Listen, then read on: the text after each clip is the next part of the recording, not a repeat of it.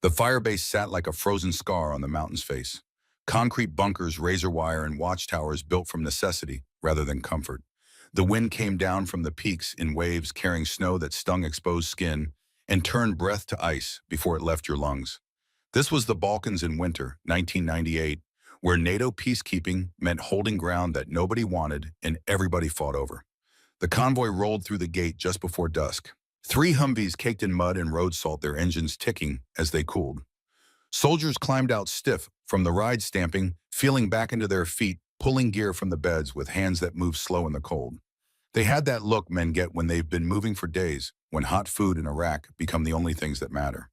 Lieutenant Sienna Calloway was the last one out. She moved with economy, no wasted motion. Her eyes already scanning the perimeter the way a sniper learns to scan. 28 years old, medium height, lean in the way that comes from carrying weight over distance. Her face had sharp lines, a jaw that set hard when she was thinking, and eyes the color of winter sky. She wore her hair pulled back tight, practical, and her hands were steady as she reached into the vehicle. The rifle case came out wrapped in a canvas sleeve worn soft at the corners. She handled it the way some people handle family heirlooms, with care that spoke of value beyond money. When she slung it over her shoulder, the balance was automatic muscle memory from years of carry. A specialist nearby caught sight of the case and nudged his buddy. The grin started there and spread down the line like a spark finding dry tinder. Lieutenant bringing her hunting rifle? The question hung in the cold air. A few heads turned. Someone laughed short and sharp. Sienna didn't break stride. She pulled her duffel from the truck bed and started toward the barracks. But the talk followed her the way talk always does, in a unit where boredom makes entertainment out of anything different.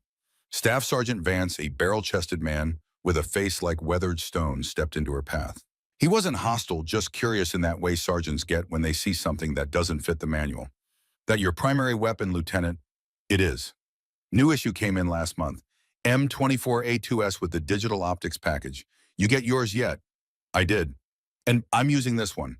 Vance's eyebrows went up. He glanced at the case, then back at her face, trying to read whether this was some kind of statement or just stubbornness. How old is that rifle, ma'am? 15 years. The number landed like a stone in still water. Ripples of disbelief moved through the men close enough to hear. 15 years in military time was ancient history. 15 years ago, the Soviet Union still existed. 15 years ago, half this equipment hadn't been invented yet. 15. Vance repeated it like he was testing the word. You're bringing a rifle older than some of these privates to a combat zone. I'm bringing a rifle that's never missed when I needed it to count. The new ones have thermal imaging, ballistic computers, auto-ranging. That thing doesn't even have, it has glass that doesn't fog, a trigger I know to the ounce, and a barrel that's still true because I've cleaned it after every mission for 9 years. The conviction in her voice stopped the conversation cold. Vance studied her for a long moment, then stepped aside. He didn't argue. Men who'd been in long enough learned to recognize certainty when they heard it, even if they didn't agree with it. But as Sienna walked past, she heard the muttering start up again. Quiet enough for deniability, loud enough to make sure she heard. Museum piece. Antique roadshow. Girl's gonna get someone killed with that relic. She kept walking. Her spine stayed straight, her pace didn't change, but her jaw set a fraction harder. She'd heard it before. She'd hear it again. Respect wasn't given freely in this world. It was earned in increments, paid for with proof, and the bill always came due when the bullets started flying. The armory was a low building built into the hillside, half buried for protection from mortars. Inside, it smelled like gun oil and cold metal. Rifles lined the walls in racks, their barrels pointing down. Magazines separated and stacked in bins. Everything organized with military precision, everything labeled and inventoried. Master Sergeant Dutch Hargrove sat at the workbench under a pool of yellow light. 58 years old, built like a man who'd spent his life carrying weight and didn't complain about it. His hair had gone gray at the temples, and his hands showed the scars of 3 decades working with tools and weapons. He wore reading glasses, low on his nose, squinting at a trigger assembly he was cleaning with a tiny brush. He didn't look up when the door opened. Didn't need to. He'd heard her walk, recognize the cadence. They give you hell yet. Sienna set the rifle case on the bench. Getting there. They see it. Enough to comment. Dutch grunted. He set down the trigger assembly and pulled the case toward him, unzipping it with fingers that moved with practiced care. The M24 rifle lay inside its stock, dark wood worn smooth, where her cheek had pressed it 10,000 times. The metal showed honest wear, not neglect.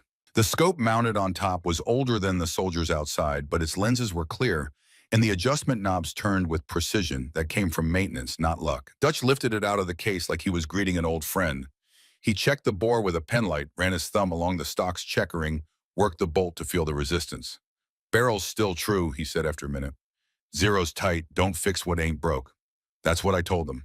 They don't believe you yet. No, they will. It wasn't a question. It was a statement of fact delivered with the confidence of a man who'd seen this pattern play out before. Dutch set the rifle back in the case and looked at her over the top of his glasses. You remember when I gave you this Fort Benning, 1989? I was 19 and couldn't hit a stationary target at 300 yards without pulling left. You remember what I told you? That tools don't make shooters. Shooters make tools worth keeping. Dutch nodded slowly. You made this one worth keeping. Don't let anyone tell you different. The memory came back sharp and clear, despite the 9 years between. Fort Benning and summer heat that made the air shimmer over the range. Young Sienna Calloway, fresh out of basic hands, still soft ego, still intact. She'd been cocky then, the way young soldiers are when they haven't learned the difference between confidence and competence. Dutch had been the range master, a gunnery sergeant with a reputation for breaking egos and building snipers. He'd watched her burn through a box of ammunition, missing more than she hit, blaming the rifle, the wind, the ammunition, everything except her own technique. Finally, he'd called a ceasefire and walked down to her position. He'd taken her rifle, checked it, and set it aside. Then he'd gone to the armory and come back with this M24. I am. The stock had been darker than the metal, less worn, but the character had already been there. Earned this in Grenada, he'd said, handing it to her. 83. Carried it through more sand and rain than you've seen in your life. Never failed me once. She'd taken it carefully, feeling the weight, the balance. It's yours if you master it, but you don't master it by blaming it. You master it by learning what it needs and giving it that every single time. No shortcuts, no excuses. You understand? She'd nodded, not really understanding, not yet. Yes, Sergeant. Then prove it. She'd spent the next 4 months proving it. Long days on the range in heat and rain. Night shoots when the targets were shadows and the only light came from stars. Dutch had been there for most of it, not teaching so much as observing, offering corrections when she earned them, staying silent when she needed to figure it out herself. By the end, she could put 5 rounds through the same hole at 300 yards. By the end, the rifle felt like an extension of her hands. By the end, Dutch had signed off on her qualification with a single sentence in his neat handwriting, "She'll do." The rifle had been hers ever since. Through advanced infantry training, through Ranger School, where she'd been one of 3 women to make it through that year, through her first deployment to the Middle East, where she'd learned that shooting paper and shooting people required different kinds of steady. The rifle had been there for all of it. It had never jammed, never failed to fire, never lost its zero unless she'd purposely adjusted it. 15 years of service, and the only parts she'd replaced were springs and the occasional firing pin. Everything else was original, broken and known. Dutch's voice pulled her back to the present. Major Hastings been by yet? Not yet. He will be. He's got opinions about gear standardization. I've got opinions about trusting my life to equipment I haven't tested. You tell him that he'll order you to switch. Then I'll request a meeting with the CO.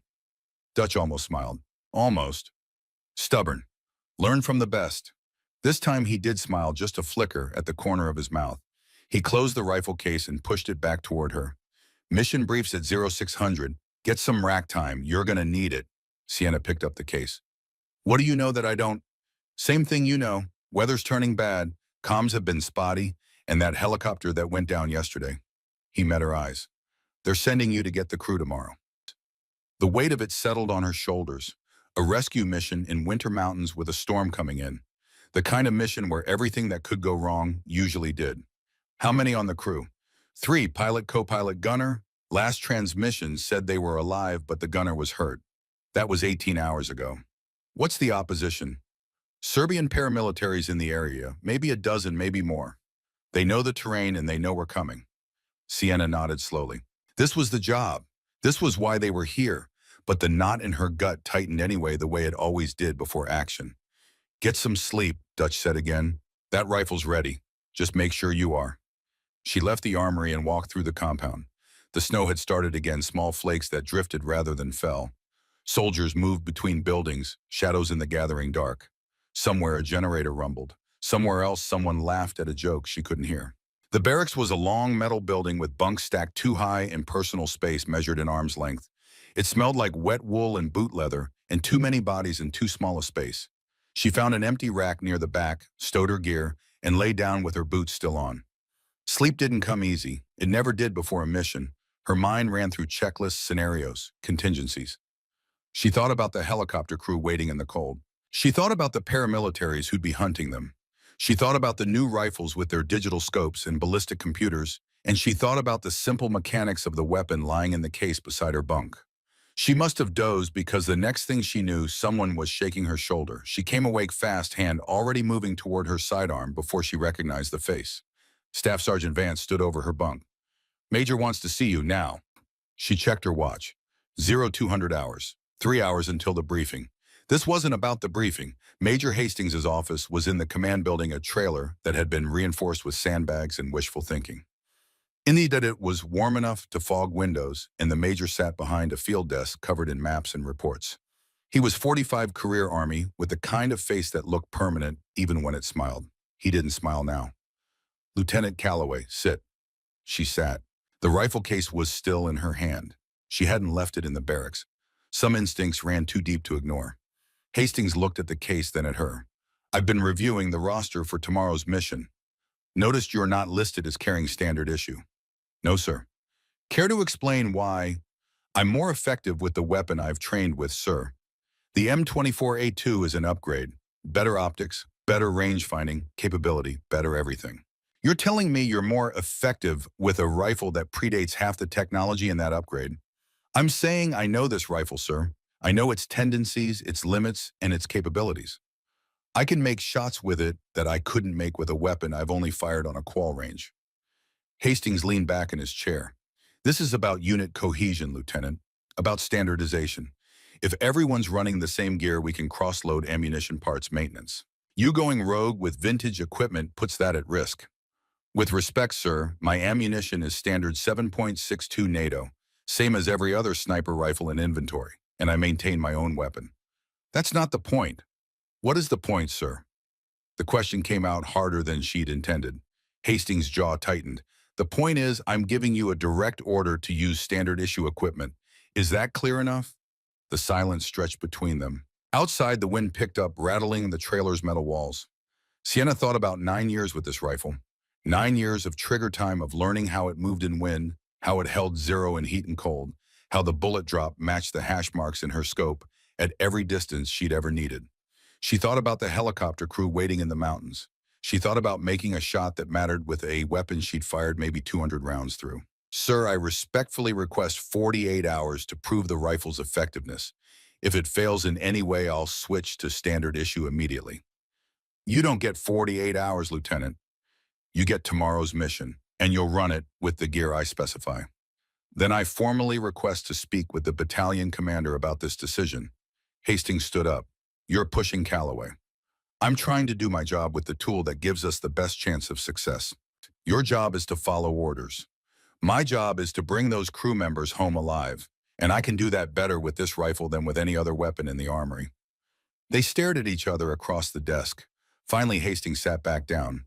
He rubbed his eyes, and when he spoke again, the edge in his voice had dulled slightly. "You really believe that?" "Yes, sir, completely."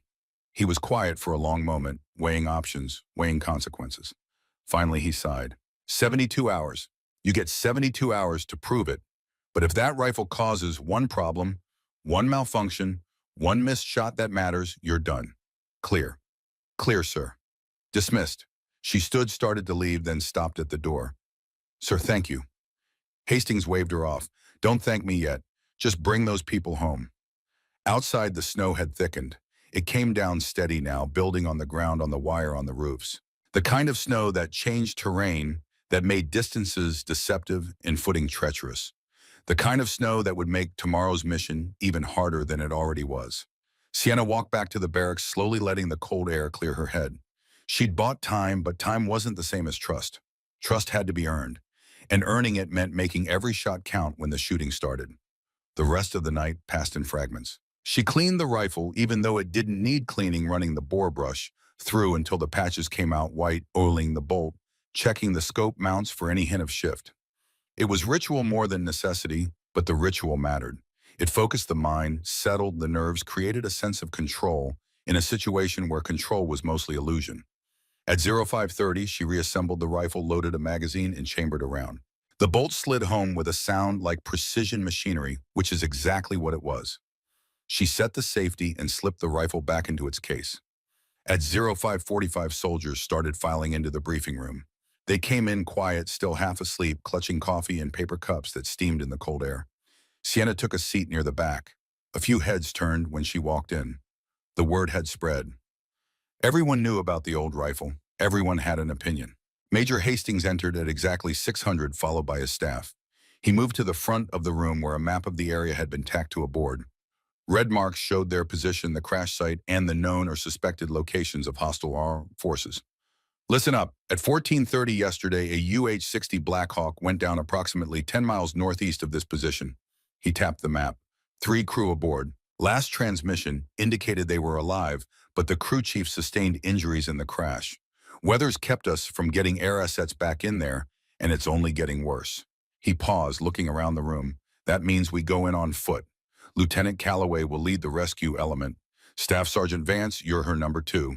Team will be 8 personnel, total 2 medics, 4 riflemen, and Calloway as primary sniper. Master Sergeant Hargrove will remain on base as tactical advisor and coordinate any air support if the weather breaks. Sienna felt eyes on her. The pressure of expectation, of doubt, of wait and see, so she kept her face neutral, focused on the map, on the terrain, on the problem to be solved. Hastings continued. Route is marked here. We've got recent intel suggesting Serbian paramilitaries operating in this sector, strength unknown, but estimated at squad level or higher. They know the ground, and they're not friendly to NATO presence. Rules of engagement are standard weapons free if engaged, but we're here to rescue our people, not start a firefight. He looked directly at Sienna. Lieutenant, you'll move out at 0800. Weather window is closing fast. You've got maybe 36 hours before that whole valley becomes impassable. Questions? A hand went up. Corporal Mackenzie Young, eager, the kind of soldier who asked questions to show he was paying attention. Sir, what about the gear issue? The room went quiet. Hastings' jaw tightened. What gear issue, Corporal? The lieutenant's rifle, sir? I heard. You heard wrong. Lieutenant Calloway's weapon is her call. Anyone else got relevant questions? No hands went up. The message was clear. Hastings had made his decision. The rest of them could fall in line or shut up. Dismissed. Calloway, Vance, stay back. The room emptied fast. When it was just the 3 of them, Hastings crossed his arms. I've given you cover, Lieutenant. Don't make me regret it. I won't, sir. Vance, you good with this? The staff sergeant glanced at Sienna, then back at Hastings. I've got reservations, sir, but I'll follow the lieutenant's lead. Make sure the team does too. Last thing we need is internal friction on a mission this tight. Understood, sir. They left the briefing room together. Outside, the first light was starting to break over the mountains, turning the snow from black to gray. Vance stopped, looked at Sienna. You really trust that rifle? With my life? That's not what I asked. Do you trust it with theirs? He gestured toward the barracks where the rest of the team was getting ready. Sienna met his eyes. Yes, completely. Vance nodded slowly. Then I guess we'll find out if you're right. He walked away, leaving her standing in the snow. The firebase was waking up around her. Engines starting, voices calling, the mechanical rhythm of a military installation preparing for another day. But for Sienna, the next 36 hours would determine more than just another day. She headed to the armory one more time. Dutch was already there, had probably been there all night. He looked up when she entered. How'd it go with Hastings? He gave me 72 hours. That's more than I expected. He wants proof. So give it to him. Dutch stood, walked to a cabinet, and pulled out a small scope. It was old, the housing scratched and dented, but the lenses were clean. Brought this back from Da Nang. Used it for spotting. It's yours if you want it. Sienna took it carefully. The metal was cold in her hands, but solid. Reliable. Like everything Dutch had ever given her. I thought you said no Vietnam. I said you don't need Vietnam stories. Didn't say I don't have Vietnam gear. He almost smiled. Besides, this scope doesn't care where it's been, only cares where it's going. She attached it to her belt. Thank you. Don't thank me, just come back with those crew members. And Calloway. Yeah, that rifle's proven itself 100 times. Today it's your turn to prove you're still worthy of it. The words hit harder than she'd expected. She nodded, unable to find a response that matched the weight of what he'd said. At 0745, the team assembled at the gate. 8 soldiers plus Sienna, everyone loaded, everyone quiet with the kind of quiet that comes before action. Vance did a final check of equipment, counting magazines, checking radios, making sure nothing critical was missing. Sienna stood apart, the rifle in her hands, now no longer in the case. She'd loaded 6 magazines, 20 rounds each. 120 rounds total. More than she'd need if everything went right. Not nearly enough if everything went wrong. Corporal Hayes approached a kid from Texas with a drawl that made everything sound like a question. "Lieutenant, you really gonna run that old thing?" "I really am." "What if it jams?" "It won't." "How do you know?" She looked at him, saw the genuine concern in his face, the worry of a young soldier who didn't want to die because someone made a bad call. "Because I've fired this rifle in rain, snow, sand, and mud.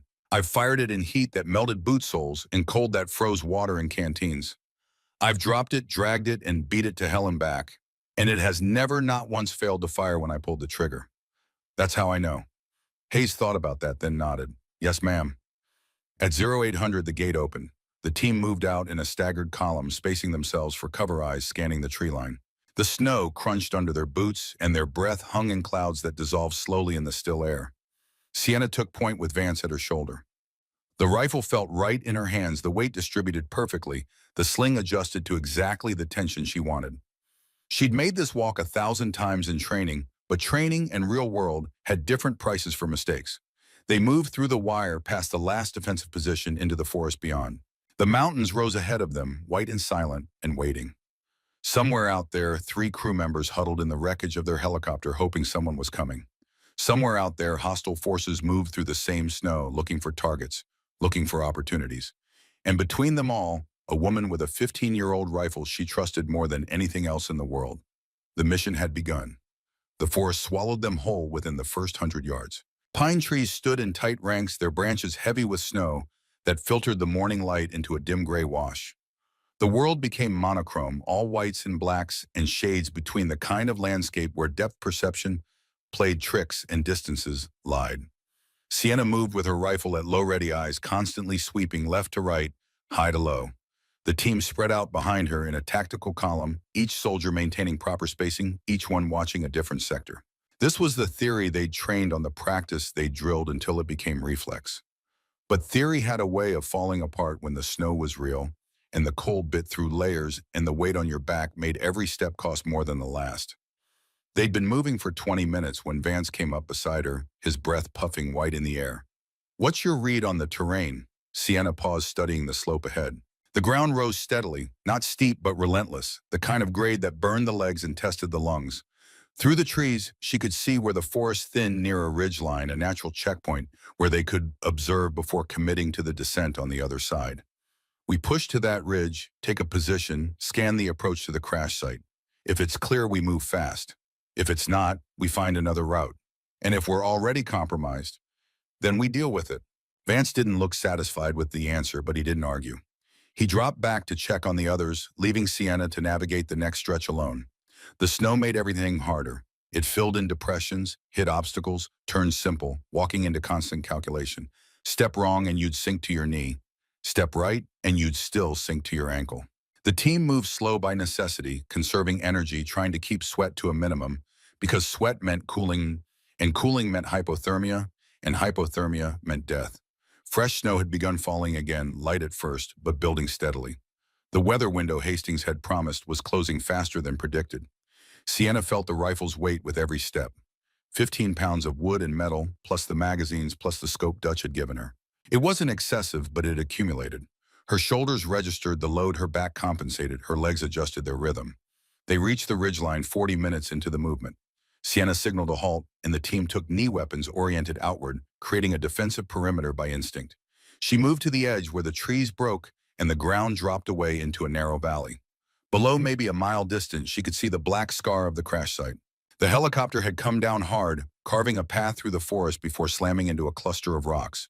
Parts of the airframe were scattered across a 100-yard debris field. No smoke, which meant the fire had burned out or never started. No movement that she could see, which meant nothing. She pulled out the spotting scope Dutch had given her and glassed the area methodically, the wreckage first, looking for any sign of the crew. The tree line next searching for footprints, disturbances, anything that suggested hostile presence. The approach routes after that, identifying the paths someone would take to reach the site, the positions someone would use to observe it. The scope's optics were old but still sharp. She could make out details, the way metal had twisted on impact, the way snow had drifted against the fuselage. But she couldn't see the crew. They were either inside the wreckage taking shelter from the cold, or they'd moved to a different location. Or they were already gone, taken, or killed, and this whole mission was recovery rather than rescue. Vance crawled up beside her. See anything? Wreckage is there, no visible activity. Could be buttoned up inside, could be somewhere else. What about hostiles? No tracks I can see from here, but that doesn't mean much. Snow's been falling all night, could have covered them. Vance took his own look through binoculars, scanning the same ground she'd just covered. After a minute, he lowered them. Don't like it. Too quiet. Quiet's better than loud. Quiet's when they're waiting. Sienna couldn't argue with that. She'd seen enough ambushes to know they always started with silence. The enemy picked their ground, set their positions, and waited for targets to walk into the kill zone. If Serbian paramilitaries were in the area, this crash site was exactly the kind of bait that would draw them. She pulled back from the edge and gathered the team. They formed a tight circle, keeping voices low, minimizing exposure. Crash site is a mile northeast. Direct approach takes us down this slope through open ground for about 300 yards, then back into tree cover. It's exposed, but it's fast. Alternate route would take us around the valley edge, longer, but more concealment. Corporal Hayes spoke up. What's your call, Lieutenant? Sienna considered. Time was against them. The longer those crew members stayed in the cold, the worse their condition would be. But walking into an ambush would help no one. We take the direct route, but we do it smart. I'll move ahead with Hayes as my spotter. Rest of you hold this position and provide overwatch. We confirm the site is secure, then signal you forward. Questions? What if it's not secure? This from Private Davis, a quiet rifleman who rarely spoke but asked good questions when he did. Then you'll hear shooting and you move to support. But we don't all walk into the same trap. Vance nodded approval. I'll coordinate from here. You need anything, you call it. Roger that. Sienna checked her rifle one more time. Bolt smooth, safety off, magazine seated. Hayes did the same with his M4, his young face set in concentration. He was 22 on his first real deployment and trying hard not to show how scared he was. She recognized the look because she'd worn it herself once. Stay close, watch our flanks, and if I tell you to get down, you drop like gravity doubled. Clear, team. Clear, ma'am. They moved out, leaving the ridgeline behind, starting the descent into the valley. The slope was treacherous, snow over ice over rock, and twice Sienna had to catch herself on tree trunks to keep from sliding. Hayes followed in her footsteps, literally using the path she broke to make his own movement easier. The forest thinned as they descended. More light penetrated here, which meant better visibility, but also meant they were more visible. Sienna slowed her pace, moving from cover to cover, using trees and rocks to break her silhouette. The rifle stayed ready, her finger resting on the trigger guard, ready to drop to the trigger itself at the first sign of threat. They were halfway across the open ground when she heard it. A sound that didn't belong. Not wind, not an animal, not the natural creak and shift of a winter forest. This was mechanical, deliberate. The metallic click of a weapon being readied. Sienna froze. Hayes froze behind her, reading her body language, understanding without words that something was wrong.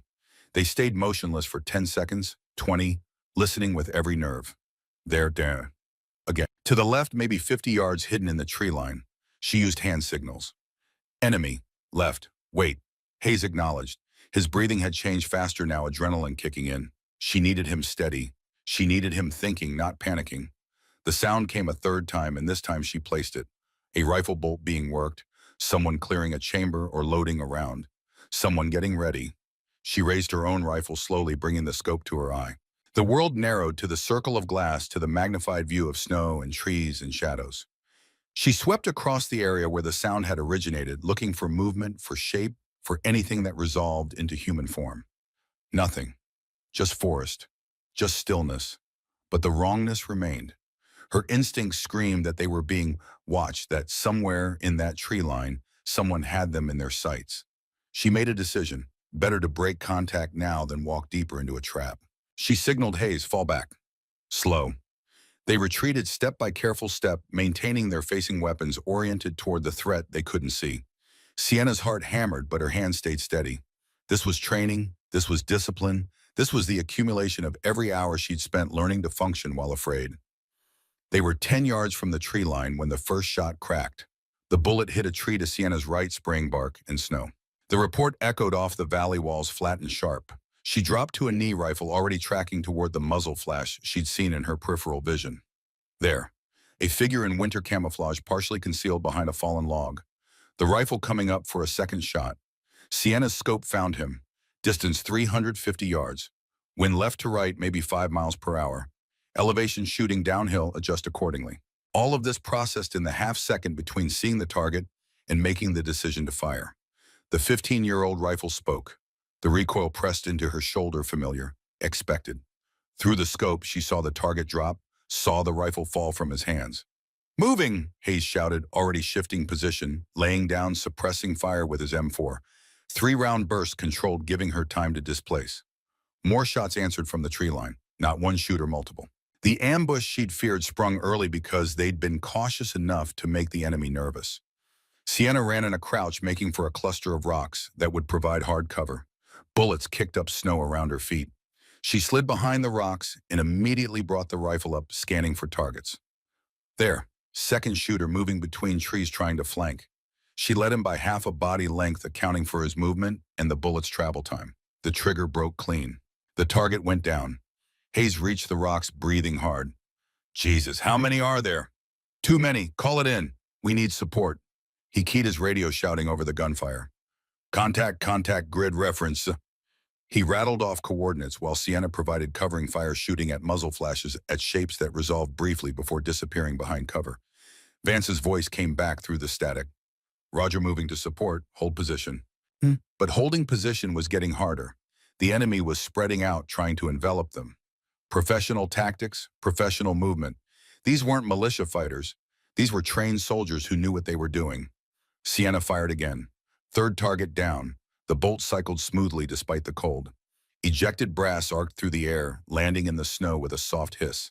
She chambered the next round, acquired the next target, made the next decision. Fourth shot, fourth target. This one at 400 yards, partially concealed. She aimed for center mass, the largest target area, and let her training take over. The rifle punched her shoulder. The target dropped. "They're pulling back," Hayes called out. He was right. The incoming fire had slackened. The enemy was repositioning, maybe regrouping, maybe retreating. Sienna didn't trust it. Ambushes had phases. This might be the pause before a more coordinated assault. Movement on the ridge. Vance and the rest of the team moving fast, using the same route she and Hayes had taken. They reached the rocks in under 2 minutes, sliding into position, adding their weapons to the defense. Vance took in the situation at a glance. "Report. 4 hostiles down, unknown number displaced. They were set up on the crash site waiting. Crew status. Unknown. Haven't reached the site yet." More gunfire erupted, this time from a different angle. The enemy had flanked while the team was consolidating. Rounds impacted the rocks, whining off into the distance. Someone screamed. Sienna turned and saw Private Davis on the ground, blood spreading across his leg. The medics moved immediately, dragging him behind cover, working to stop the bleeding. Sienna's mind calculated the new reality. 1 man down, enemy with superior position, mission objective still not secured. She looked at Vance. "We can't stay here. They'll maneuver on us until we're surrounded." "Where do we go?" "Forward, into the crash site. Use the wreckage for cover, force them to come to us on our terms." It was a desperate move, but staying here was just slow death. Vance saw it too. He nodded. "Suppressing fire on my mark. We bound forward in pairs. Davis stays here with Ramirez." He looked at the medic. "You keep him alive." Ramirez nodded, his hands already working. Pressure dressing being applied, morphine being administered. 3, 2, 1 mark. The team opened up, every weapon firing, laying down a wall of lead that forced the enemy to take cover. Sienna and Hayes broke from the rocks, running low, making for the next position. She counted steps, counted seconds, waiting for the inevitable moment when the enemy fire resumed. It came sooner than she'd hoped. Bullets cracked past her head. She dove behind a tree trunk, the impact jarring her shoulder. Hayes landed beside her, gasping. "Next bound," Vance shouted. 2 more soldiers broke from the rocks, running the same gauntlet. One made it. The other went down hard, clutching his arm. The medics were moving again, risking exposure to reach him. This was falling apart. The enemy had them pinned, hurt, bleeding.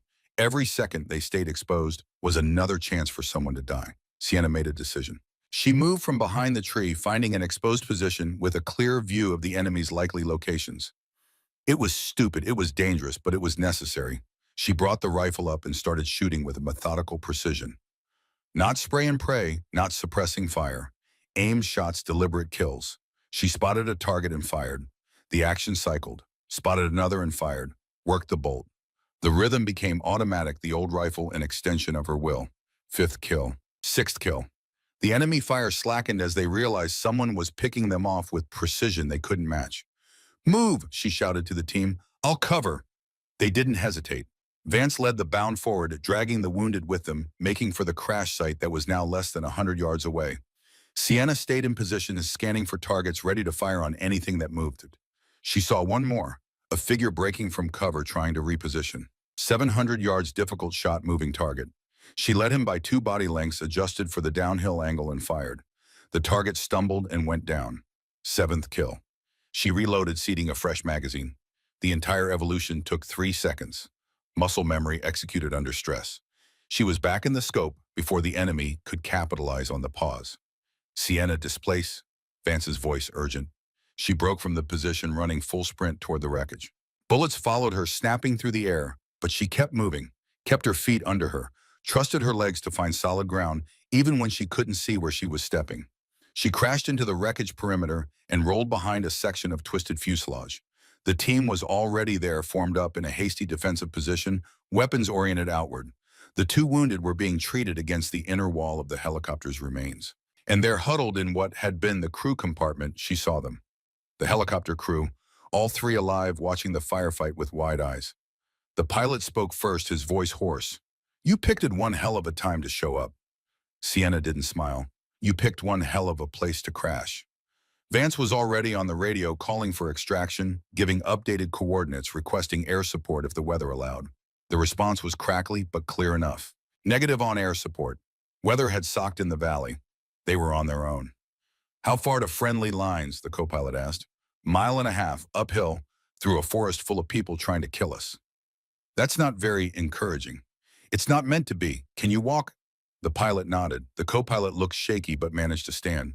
The crew chief was worse off, his leg, clearly broken, his face pale from shock and pain. He'd need to be carried.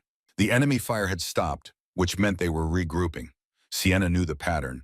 They'd reposition, bring up more fighters if they had them, and hit the crash site with everything they had. The wreckage provided good cover, but it was a fixed position. Fixed positions became graves. She moved to where Vance was coordinating the defense. "We need to move before they get organized." "Davis can't walk. Garza's got a through and through on his arm. The crew chief needs a litter. We're not exactly mobile." "Then we make a stand here and hope we have enough ammunition." "How much you got left?" Sienna checked her magazines. 4 full, 1 partial. Maybe 80 rounds. Burned through 40 already. "I've got maybe 100 between all of us. That's not enough if they come heavy." He was right. The math was simple and brutal. They were outnumbered, outpositioned, and running low on everything that mattered. But they still had one advantage. Sienna had proven the rifle worked. She'd made 7 shots and 7 kills. The enemy knew someone was dropping them with precision they couldn't counter. "Put me on the high ground, that ridge there." She pointed to a rocky outcrop 30 yards from the wreckage. "I can cover the most likely approaches. The rest of you prepare the wounded for movement. When I thin them out enough, we run." Vance looked at her like she was crazy. "That's a suicide position. You'll be exposed from 3 sides. I'll be effective from 3 sides. Trust me." The word trust hung between them. He'd had his doubts about the rifle, about her judgment, but 7 dead enemies had changed the equation. He'd seen what she could do. "How long do you need?" "Give me 10 minutes. If I'm still shooting, after that start moving. I'll catch up. And if you don't catch up, then you make sure those crew members get home." Vance stared at her for a long moment, then nodded. 10 minutes. "Don't make me regret this." Sienna grabbed extra magazines from Hayes, stuffing them into her pockets.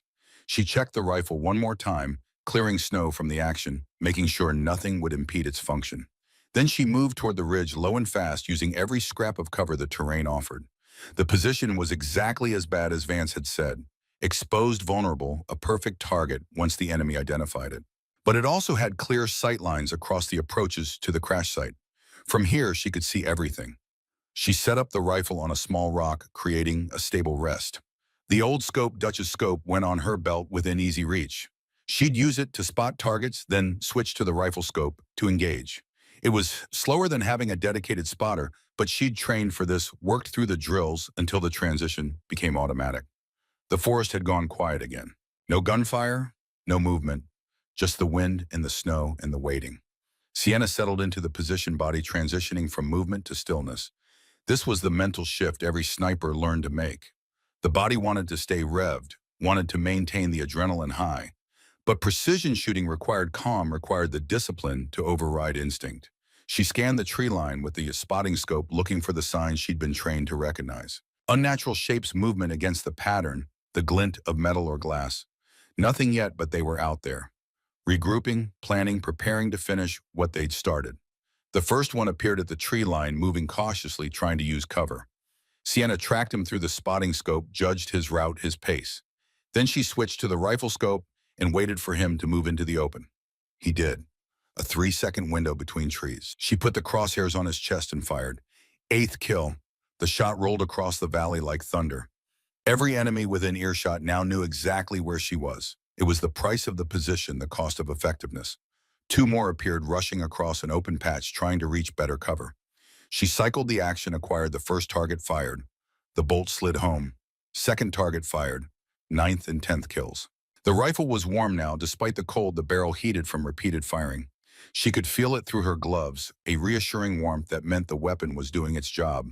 No jams, no failures, just reliable mechanical action that turned intent into impact. More targets. They were coming in groups now, trying to overwhelm her ability to engage. She picked the most dangerous first, the ones carrying heavier weapons, the ones who looked like leaders. Each shot was a calculation, a judgment call about who posed the greatest threat. 11th kill, 12th kill. Behind her, she could hear the team moving, preparing the wounded for transport. She didn't turn to look. Her job was here, keeping the enemy's attention, making them focus on her instead of the crash site. A bullet cracked past her head, close enough to feel the displacement of air. They'd found her range. Return fire started impacting around her position. Bullets striking rock, kicking up snow. She ignored it, stayed focused on her scope on the next target. 13th kill. Her magazine ran dry. She dropped it, seated a fresh one, chambered a round. The entire evolution took 3 seconds, muscle memory executed under stress. She was back in the scope before the enemy could capitalize on the pause. Movement to her left. A flanking element trying to come up the ridge. They were learning, adapting, using the tactics she'd forced them to employ. She shifted her position slightly, bringing the rifle to bear on the new threat. 2 targets moving in bounds. She took the lead man first, then the trailing man before he could react. 14th and 15th kills. The bolt was getting stiff friction from sustained firing, creating resistance. But it still worked, still cycled, still did what 15 years of proven reliability had promised it would do. Sienna. Vance's voice distant but urgent. We're moving 30 seconds. She acknowledged with a wave, didn't risk shouting back. The enemy was close now, close enough that noise discipline mattered. She had maybe 2 more shots before she'd need to displace or risk being overrun. She made them count. A target at 600 yards moving toward the crash site. She let him fired, watched him drop. 16th kill. 1 more. The last clear target before she'd need to run. A figure directing others, pointing, coordinating. Leadership. She put the crosshairs on him and fired. 17th kill. Then she was up and moving, grabbing the rifle, then slinging it across her back, running in a crouch toward the team's position. Bullets chased her, tearing through the air impacting all around. One tugged at her jacket so close she felt the heat of its passage. She dove behind the wreckage and rolled to her feet. The team was already gone, bounding up the slope, carrying the wounded, moving with desperate speed. She fell in at the rear, providing rear guard, her rifle ready for any pursuit. The enemy fire intensified, but it was wild now, uncoordinated. They'd lost too many leaders, taken too many casualties. The precision was gone, replaced by anger and frustration. Sienna ran her legs, burning her lungs, screaming for air. The rifle's weight pulled at her shoulders, but she didn't care. It had performed. Every shot fired, every target engaged. No malfunctions, no failures. Just consistent, reliable function under the worst conditions. They reached the tree line and the forest swallowed them again. The enemy fire faded, distance and terrain breaking the contact. The team kept moving, putting yards between themselves and the kill zone, driven by adrenaline and the primal need to survive. It was only when they'd reached the ridgeline and collapsed behind cover that Sienna finally let herself check the rifle. She worked the bolt, checking for damage for any sign that the sustained firing had compromised its function. The bolt moved smooth. The barrel showed no cracks. The scope held zero. The 15-year-old rifle had taken everything she'd asked of it and delivered without complaint. Vance crawled over, his face streaked with sweat and grime despite the cold. 17. I counted 17 kills. 17 confirmed. Could be more, I didn't see drop. With that rifle. With this rifle. He shook his head slowly, something between admiration and disbelief crossing his face. I owe you an apology, Lieutenant. I dismissed your warning back at the firebase. That first scout who got hit, if I'd listened to you, maybe he'd still be breathing. We all make calls, Vance. You made the best one you could with what you knew. But you knew better. Your instincts, your experience. He paused. Won't happen again. Next time you say you hear something, I'm listening. It wasn't just an apology. It was a commitment to trust earned through action. They rested for 5 minutes, no more. The enemy might pursue, might bring reinforcements. Every second counted. The medics worked on the wounded, stabilizing, preparing them for the final push to friendly lines. Sienna redistributed her remaining ammunition. Maybe 40 rounds left, spread across 2 magazines. She'd burned through 80 rounds holding that position. Some shots missed, some suppressing fire, most finding their marks. Enough for emergencies, not enough for another sustained fight. But they were closer to safety now. The firebase was less than a mile away. She looked at the rifle one more time, this weapon that everyone had mocked, that everyone had dismissed as obsolete. It lay across her lap, metal and wood, simple mechanics proven over 15 years and 17 kills. Dutch had been right. Tools don't make shooters. Shooters make tools worth keeping. And she had proven beyond any doubt that some tools earn in their place not through innovation, but through reliability tested under fire. The team stood prepared to move. Sienna took point again, the rifle ready, her eyes scanning the forest ahead. They still had distance to cover, still had dangers to face, but now, when the soldiers looked at her old rifle, they saw it differently. Not as a museum piece, not as an antique. They saw it as the weapon that had kept them alive. The final mile felt longer than all the distance they'd covered before. Uphill through deepening snow legs, heavy with exhaustion, lungs burning in the thin, cold air. The team moved in silence, broken only by labored breathing and the crunch of boots breaking through ice crust. Every soldier carried extra weight, now redistributing gear from the wounded, sharing the burden, because that's what you did when someone couldn't carry their own load anymore. Sienna maintained point position, rifle up, eyes never resting. The enemy had gone quiet after the engagement at the crash site, but quiet didn't mean gone. It meant waiting, watching, choosing their moment. She'd learned that lesson too many times to trust silence. Private Davis was on a makeshift litter, 2 soldiers rotating the carry every 100 yards. His leg was stabilized, the bleeding stopped, but his face had gone the color of old snow. Shock was setting in despite the morphine, despite the medic's best efforts. He needed real medical care, needed it soon, or the wound that hadn't killed him immediately would finish the job slowly. Corporal Bagarza walked on his own, but his left arm hung useless, the through-and-through gunshot wound bandaged tight to his chest. He tried to carry his rifle right-handed, but Vance had taken it from him, told him to focus on staying upright and moving forward. Pride had flashed across Garza's face, then pragmatism. He'd nodded and kept walking. The helicopter crew stayed in the middle of the formation, protected on all sides. The pilot and co-pilot moved under their own power, exhausted but functional. The crew chief was another story. His broken leg made every step agony, despite the splint, despite the painkillers. 2 soldiers supported him, arms under his shoulders, essentially carrying him between them. They'd been moving for 30 minutes when Sienna heard it again. That sound that didn't belong, that whisper of wrongness that set her nerves on edge. She raised a fist, and the column halted immediately, everyone dropping to a knee, weapons oriented outward. Vance moved up beside her. What have you got? Not sure. Something's tracking us. Left flank, maybe 200 yards out. You see it or feel it? Feel it. He didn't dismiss the concern. After 17 confirmed kills, after watching her call threats that others had missed, he'd learned to trust her instincts. He signaled 2 soldiers to cover the left side, reinforcing that sector. They waited. 30 seconds. A minute. Nothing moved in the forest except wind-driven snow. But the feeling persisted, that crawling certainty that they were being observed, that somewhere in those trees eyes watched and hands gripped weapons. Sienna brought up the spotting scope, the old Vietnam-era glass that Dutch had given her. She scanned slowly, looking for the details that separated threat from terrain. A shape too regular, a shadow too deep, movement against the natural pattern. There. a figure in winter camouflage partially concealed behind a tree trunk, watching their position through binoculars. Not shooting, not advancing, just observing. She showed Vance. He looked, saw what she saw, processed the implications. Spotter, calling in our position. Means more are coming. How long do we have? Sienna considered. If the enemy was being smart, they'd position a blocking force ahead while the pursuit element pushed from behind. Classic hammer and anvil. The firebase was less than a mile away, but a mile could be forever if you had to fight through a prepared defense. We need to move faster, push through before they can set up. The wounded can't move faster. Then we carry them faster. Vance didn't like it, but he saw the logic. They couldn't fight another sustained engagement, not with their ammunition running low, not with multiple casualties who couldn't shoot back.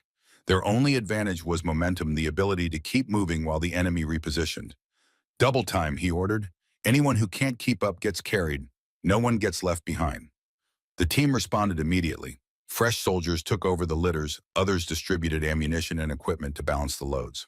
The formation tightened, spacing compressed for speed rather than dispersed for security.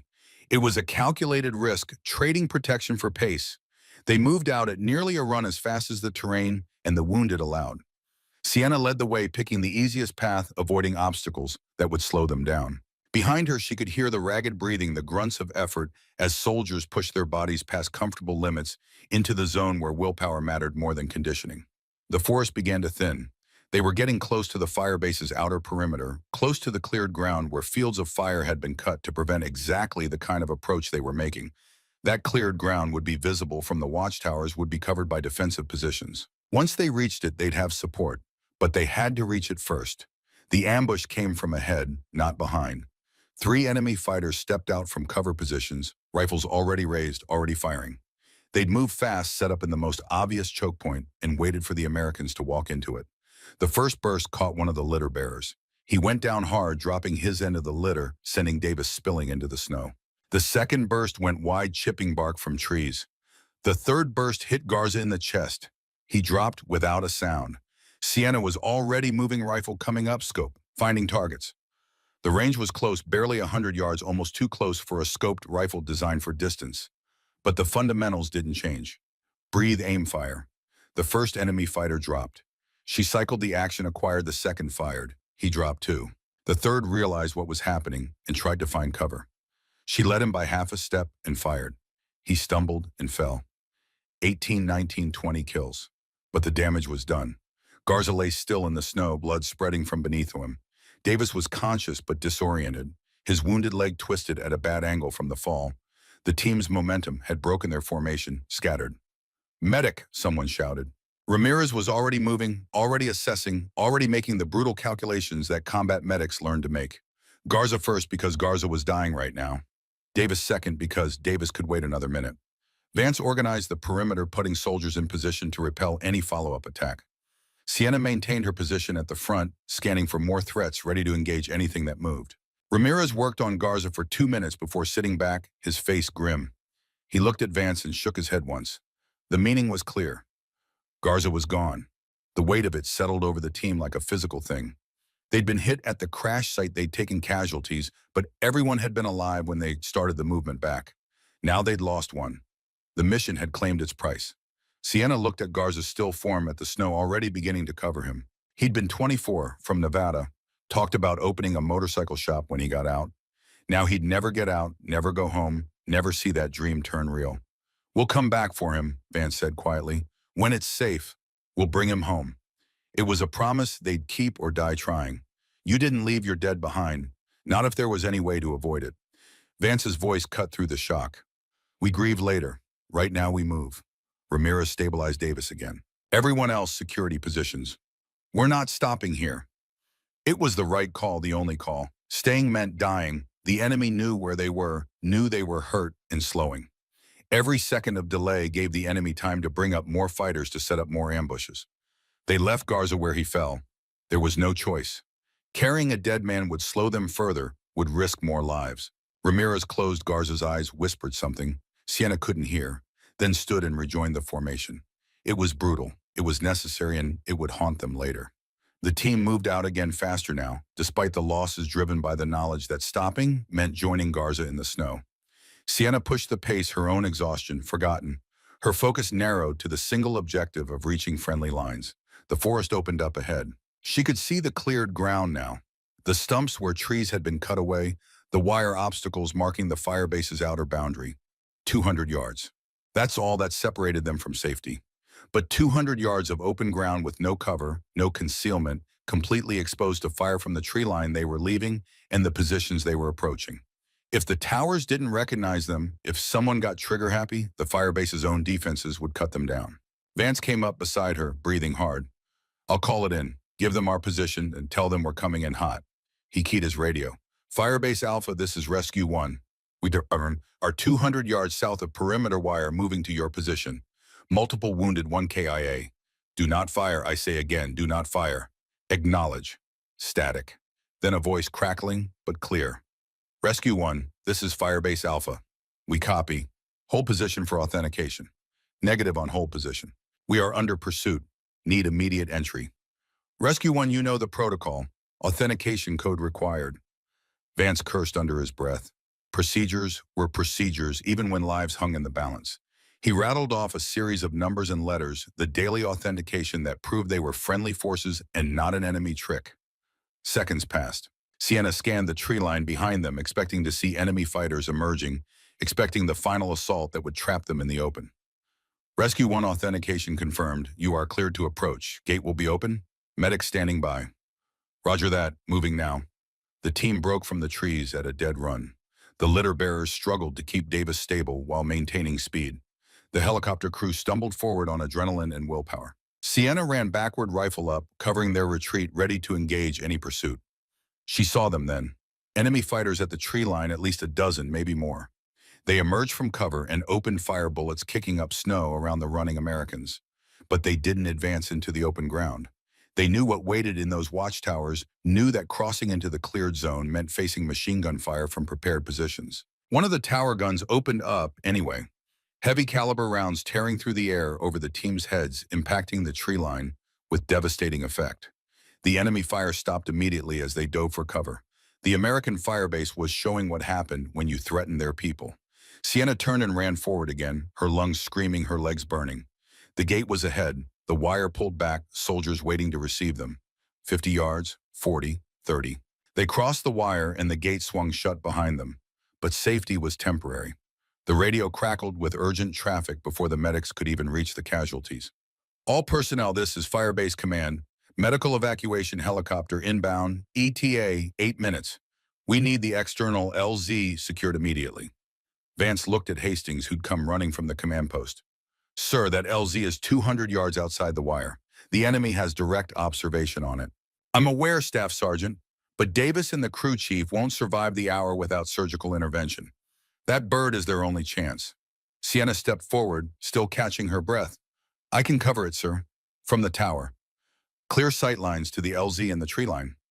Hastings studied her for a long moment. She was covered in grime and cordite residue, her uniform torn in places, her face drawn with exhaustion. But her eyes were steady. Her hands didn't shake, and the rifle in her grip looked like it belonged there. How many rounds you have left, Lieutenant? 38, sir. Enough. It'll have to be. He looked at Vance. Get her up there. Everyone else defensive positions along the wire. If they try to rush that LZ, we light them up. Sienna didn't wait. She grabbed 2 spare magazines from a supply crate and headed for the tallest observation tower, the one that dominated the approaches to the firebase. Her legs protested every rung of the ladder muscles, screaming from the abuse of the last 6 hours.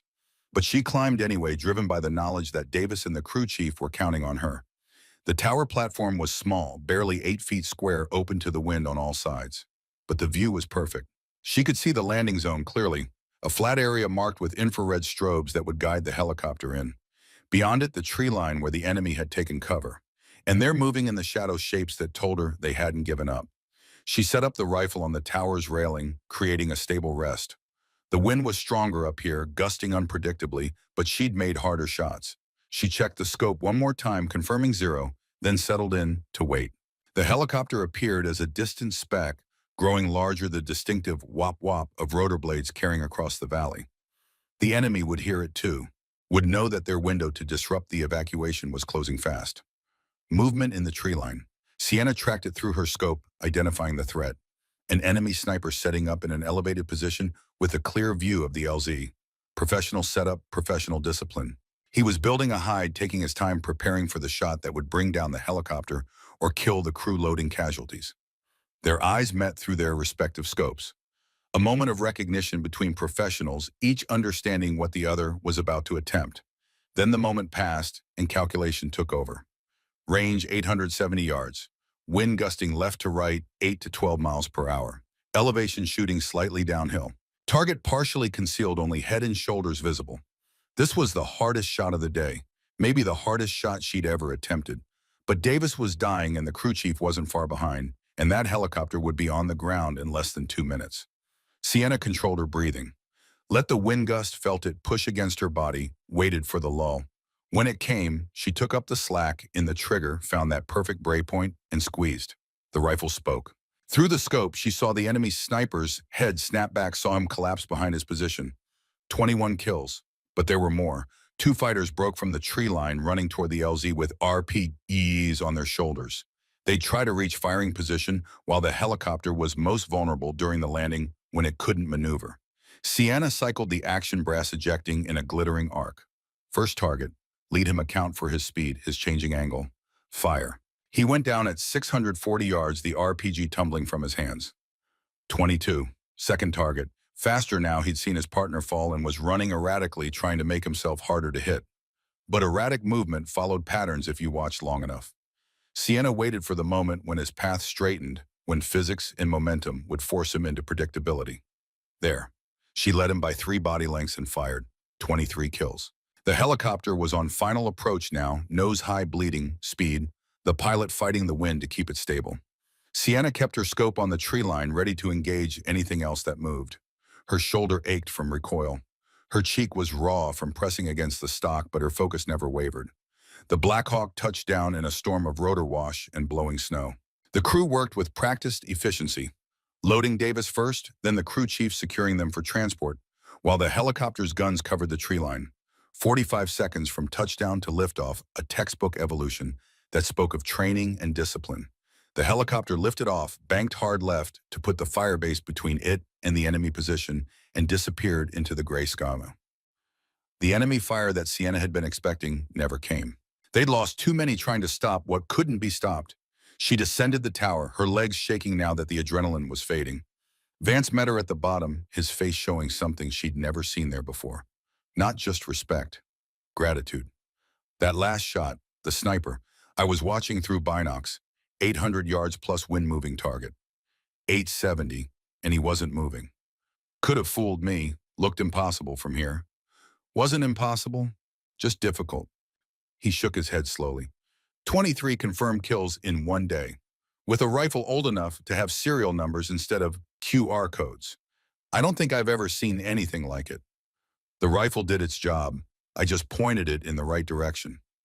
That's not how it works, and you know it. He paused. I need to say something. At the crash site, when I dismissed your warning about movement in the forest, that scout who died in the first burst that's on me, I should have listened. We all make calls, Vance. You made the best one you could with the information you had. But you had better information. Your instincts, your experience, he met her eyes. Won't make that mistake again. Next time you say you hear something, the whole team listens. That's a promise. It wasn't an apology exactly. It was something better, a commitment to trust earned through action, a recognition that rank and experience weren't always the same thing. Medics had swarmed the remaining casualties the moment the helicopter lifted off. The team dispersed to their various duties, exhausted but alive. Sienna headed for the armory, the rifle slung across her back, each step an effort of will. She was running on empty now, adrenaline fully burned off, leaving only exhaustion and the thousand small pains that came from pushing a body past its limits. Dutch was waiting in the armory, his face carefully neutral. But she saw the relief in his eyes, the tension leaving his shoulders when he confirmed she was alive and whole. Heard you had a busy day. Heard right. She set the rifle on the workbench between them. Dutch picked it up with the reverence it deserved, checking it over, running his hands along the stock, inspecting the barrel. You ran it hard. Had to. Any malfunctions? None, not one. Fired clean every time. He nodded unsurprised. That's what it was built for. What it was proven for. He looked at her. How many at 23 confirmed? Dutch's eyebrows rose slightly. 23. In one mission. The rifle earned its keep. The rifle did its job. You did the hard part. He set it down and pulled out his cleaning kit. But now it needs maintenance. You look like you could use some too. Sienna watched him begin the familiar ritual of disassembly cleaning inspection. His hands moved with the practiced ease of 40 years of doing the same task, the same motions, never cutting corners, never assuming. I need to tell you something, she said. Dutch paused, looked up. When Hastings ordered me to switch rifles, I almost did. Almost convinced myself that maybe he was right. Maybe I was being stubborn for the wrong reasons. But then I remembered what you taught me. About trusting the tool you know. About not fixing what isn't broken. And you were right. Every shot I made today I made because I knew exactly what this rifle would do. I knew how the trigger would break, how the recoil would feel, how the bullet would fly. That knowledge saved lives. Dutch resumed cleaning, running a patch through the barrel.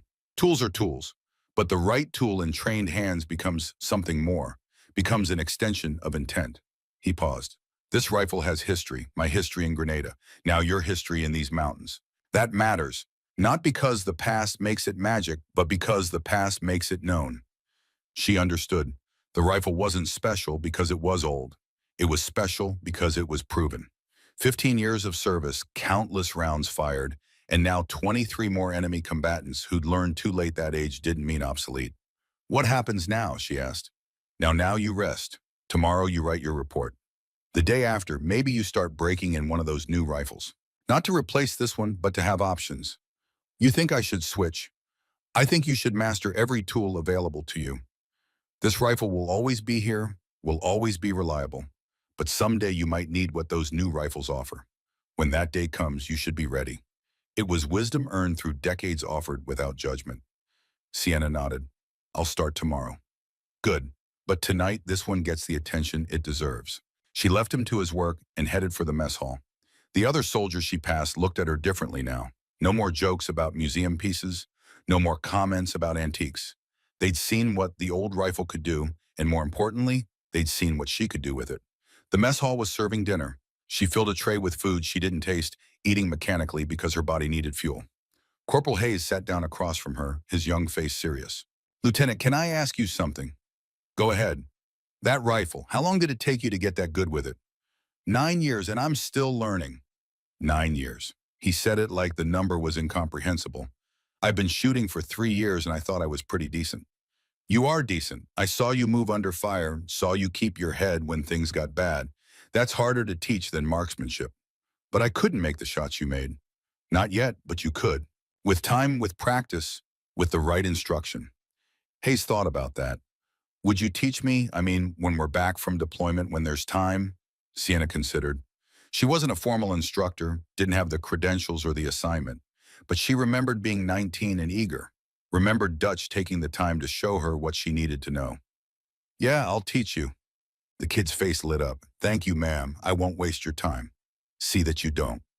He left and she finished her meal in silence. The after-action review was scheduled for 1800 hours. She had an hour to prepare, to organize her thoughts, to put the chaos of combat into the structured language of military reporting. The AAR went as expected. Hastings asked questions, Vance provided answers, the team filled in details. They discussed what went right, what went wrong, what could be improved for next time. Garza's death was noted, documented. His family would be notified through proper channels. The helicopter crew's rescue was confirmed. They were at a field hospital receiving treatment and would make full recoveries. When it came to equipment, Hastings made a point of addressing the team directly. I want it noted for the record that Lieutenant Calloway's choice of weapon proved tactically sound and operationally superior to standard issue in the environmental conditions encountered. Her performance under fire was exceptional, and her judgment regarding personal equipment will be respected without question going forward. This applies to all personnel under my command. If you have legitimate reasons for equipment preferences based on proven performance, make your case. We'll evaluate on merit, not on what the manual says. It was as close to a public apology as regulations allowed, and more than that, it was a policy change. The team received the message clearly. The old rifle had been vindicated, and the principle behind it had been validated. After the AAR, as the soldiers dispersed, Vance pulled Sienna aside. The crew chief wanted to talk to you before they evacuated him. He left this. He handed her a piece of paper folded once. She opened it and read the handwritten message. Lieutenant Calloway, I've been flying in combat zones for 8 years, and I've never seen shooting like what you did today. 23 enemies. You didn't just save my life, you saved my crew, and you did it with a rifle older than most of the soldiers carrying me. That means something. Thank you doesn't cover it, but it's all I've got. Respectfully, CW2 Marcus Webb. She folded the note and put it in her pocket. Words on paper, but they carried weight. Recognition from someone who'd been there, who'd seen it, who understood the difference between theory and practice. She found herself walking back to the armory one more time. Dutch was still there, of course. The man seemed to live in this space surrounded by weapons and tools. Couldn't sleep, he asked. Not yet, wanted to check something. She pulled the rifle from its case again, bringing it to the light. The stock showed honest wear, the metal bore the patina of hard use. And there, barely visible in the worn wood, she could see the small marks Dutch had made during his time with it. Can I borrow your knife? Dutch handed over a folding blade without question. Sienna opened it and carefully carved a small mark into the stock just below Dutch's marks. 1 line for each confirmed kill. 23 lines neat and precise. When she finished, she handed the knife back. Dutch looked at the marks, running his finger over them gently. History, he said simply. History, she agreed. He smiled, rare and genuine. This weapon taught me patience in Grenada. Taught me that proven methods beat fancy innovation every time when conditions get hard. Now it's taught a whole new generation the same lesson. Through me. Through you, he confirmed. That's how real knowledge survives. Not through manuals or training videos. Through one professional teaching another, through experience passed down and proven again in new conditions. You've added your chapter to this rifle story. Someday you'll pass it on again. I'm not done with it yet. No, but when you are, you'll know. And you'll find someone worthy of it the way I found you. She returned the rifle to its case one last time for the night. Tomorrow would bring new challenges, new missions, new tests. But tonight she allowed herself a moment of satisfaction. The rifle that everyone had mocked had proven itself beyond any remaining doubt. More importantly, she'd proven herself worthy of it. She headed for the barracks, her body demanding rest it had been denied for nearly 20 hours. This time when she lay down, sleep came fast and hard. She woke 6 hours later to someone shaking her shoulder. The specialist looked apologetic. Sorry to wake you, ma'am. Major wants to see you. Says it's important, but not urgent. She checked her watch. 600 hours. She'd slept through dinner, through the night, through everything. Her body had simply shut down and taken what it needed. Hastings was in his office looking like he hadn't slept at all. The map on his wall had new marks, new notations. The war continued whether individual soldiers rested or not. Lieutenant, sit. She sat still, shaking off the fog of deep sleep. I had a long conversation with Battalion Command last night. About you, about that rifle, about what happened yesterday. He paused. They want to feature you in a training video. Modern marksmanship techniques, equipment selection, that sort of thing. With respect, sir, I'd rather not. I told them you'd say that. He almost smiled. I also told them that the real lesson wasn't about one rifle or one sniper. It was about the difference between knowing your equipment and just carrying what you're issued. What did they say? They said I was getting philosophical in my old age, but they agreed to drop it. He leaned forward. The real reason I called you and Davis and the crew chief are going to make it. The surgeon said another hour and Davis would have lost a leg. The crew chief would have gone into shock and probably wouldn't have come back. You bought them that hour. Sienna nodded, not trusting herself to speak. The weight of responsibility was always there, but sometimes it lifted just enough to show that the burden had been worth carrying. There's one more thing. We recovered Garza's body this morning. He's on his way home. Hastings met her eyes. You kept your promise. No one gets left behind. That's the job, sir. That's the standard. Living up to it under fire is what separates the good units from the great ones. He stood. You're dismissed. Get some food. Get some real rest. I'll need you sharp for the next mission. She left his office and walked out into the morning. The firebase was coming alive around her soldiers, moving through their routines, the mechanical rhythm of a military installation at work. The sky had cleared during the night, and weak sunlight was trying to break through the clouds. She found herself at the armory again. Dutch looked up when she entered, unsurprised. Can't stay away, can you? Just wanted to see it one more time before I start working with the new rifles. He pulled the case from its storage location and set it on the bench. She opened it and looked at the rifle lying there. Metal and wood, simple mechanics, 15 years of proven service, and now 23 more marks on its history. You know what makes a tool legendary? Dutch asked. What? It's not age, it's not rarity. It's that moment when everyone said it wouldn't work and it did anyway. When all the new technology failed and the old reliable method came through. He tapped the rifle case. This had that moment yesterday. People will remember it. They'll tell the story. And every time some young soldier gets handed brand new gear and told it's better just because it's newer, someone will remember the day an old rifle outperformed everything modern because it was known, trusted, and mastered. Sienna ran her hand along the stock one last time, feeling the grain of the wood, the marks she'd carved, the history that had accumulated. I'll start learning the new systems tomorrow, she said. But this one stays primary until something proves itself better under fire. That's the right answer. Dutch closed the case. Now get out of my armory and get some breakfast. You look like hell. She smiled, a genuine expression that felt foreign after the intensity of the last day. Yes, Sergeant. As she walked toward the mess hall, she passed groups of soldiers who nodded respectfully, who made space for her, who looked at her with something that hadn't been there before. She'd earned more than vindication for her choice of rifle. She'd earned the kind of respect that couldn't be ordered or assigned, only proven through action. The 15-year-old rifle sat in its case in the armory, cleaned and ready, waiting for the next time it would be needed. It had started the mission mocked and dismissed. It ended as a legend with 23 marks carved into its stock and a story that would be told in briefing rooms and training ranges for years to come. Some tools didn't need improvement. They needed masters worthy of their proven reliability. And Sienna Calloway had proven beyond any shadow of doubt that she was exactly that kind of master. The snow had stopped, the sky was clearing, and somewhere in the mountains the war continued. But for one day, one mission, one soldier and her trusted rifle had shown that sometimes the old ways weren't just good enough. Sometimes they were exactly what was needed to bring everyone home.